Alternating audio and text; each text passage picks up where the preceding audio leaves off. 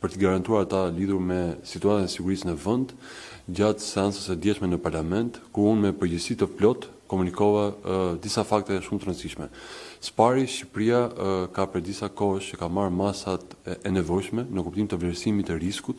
nga gjithë agjencitë ligjzbatuese, përfshirë dhe ato të inteligjencës, në bashkëpunim dhe me partnerët ndërkombëtar, ku jo vetëm kemi bërë vlerësimin e riskut, por edhe një plan masash lidhur me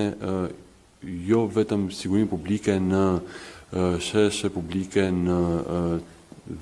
vendodhje me rëndësi kritike, por dhe infrastrukturën kritike në tërësi, dhe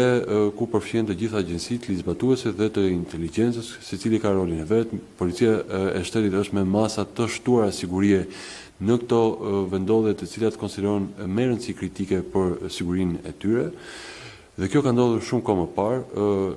duke marrë në konsiderat gjithë zhvillimet në lindjen e mesme dhe duke marrë dhe parasysh dhe reagimin publik të ambasadës. Sigurisht pata komunikim dhe kërkova nga strukturat përkatëse të policisë së shtetit, përfshirë drejtorinë antiterror, policinë kriminale, si dhe sigurinë publike, për të më informuar lidhur me masat që ato kishin marrë dhe komunikimet që kanë patur me përfaqësues të ambasadës. Nga informacioni i përcjellur nga natyre, është bërë me dije se së pari nga komunikimet që kanë patur me përfaqësues të zyrës së sigurisë së ambasadës, është konfirmuar se ky është një lajmërim standard që është bërë edhe në vende të tjera të botës, përfshirë dhe të Bashkimit Evropian.